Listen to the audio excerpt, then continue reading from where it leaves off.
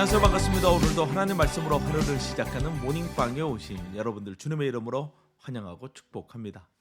인생의 역경을 딛고 성공한 사람들의 이야기는 언제나 많은 사람들에게 용기와 희망을 줍니다. 하지만 막상 내가 역경의 시간을 보내야 된다면 피하고 싶은 것이 사람의 마음이죠. 그러나 고난의 시간이 없이는 결코 위대한 사람이 될 수 없습니다. 오늘도 이 고단한 여정을 살아가는 모든 분들에게 하나님의 크신 위로가 있기를 주님의 이름으로 축복합니다. 오늘 우리가 함께 묵상할 하나님의 말씀은 사도행전 9장 19절에서 31절 말씀입니다. 오늘 말씀은 다메섹에서 예수님을 만난 사울의 이야기로 시작합니다.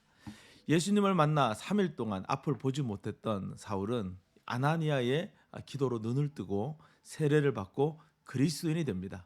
그 후 다메섹에 며칠 동안 있으면서 회당에 들어가 복음을 전하기 시작하죠. 사울이 전한 복음의 내용은 예수가 하나님의 아들이시다라는 내용이었어요.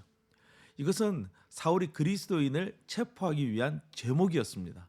하지만 사울은 정반대로 자신이 가지고 온 제목이 사실임을 회당에서 전하게 된 것이죠. 유대인들은 사울의 말에 당황했습니다. 그들은 사울이 와서 다메섹에 있는 이 그리스도인들을 모조리 잡아갈 것을 기대하고 있었는데 오히려 그리스도인을 두둔하고 복음을 전파하는 사울의 행동에 큰 충격을 받게 된 것이죠.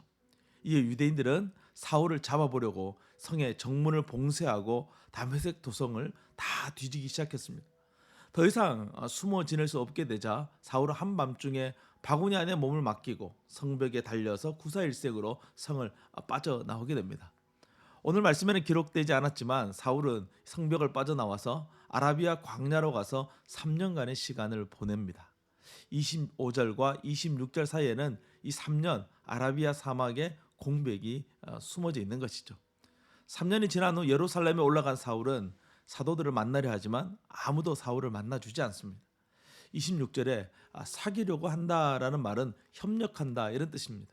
3년간의 시간을 보내면서 어느 정도 복음을 충분히 이해한 사울은 사도들과 협력해서 교회를 함께 세워가고자 했으나 사도들은 사울을 만나주지도 않았던 것이죠.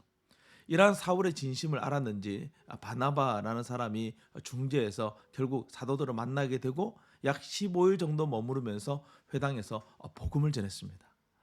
사울이 전한 회당을 28절에 이방인들, 헬라파 유대인들의 회당이다라고 말씀하고 있어요. 왜 하필 사울은 헬라파 회당에서 복음을 전했던 것일까요?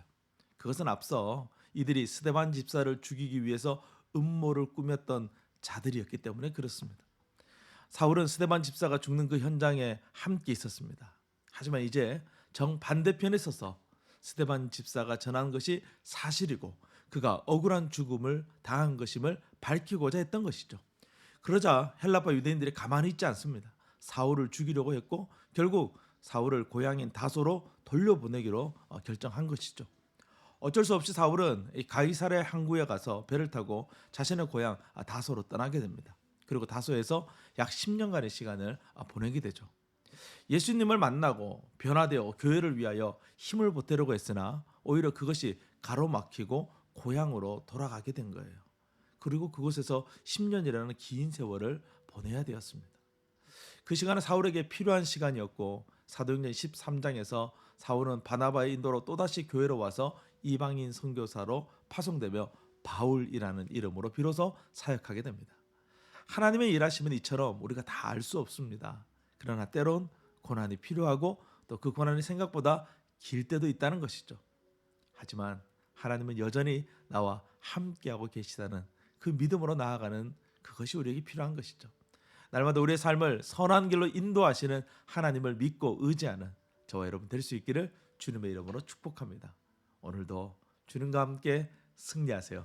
샬롬. 짙은 고난에 지칠지라도 주의 자리에 있겠습니다. 험한 시간에 두셨더라도 주의 시간을 살겠습니다.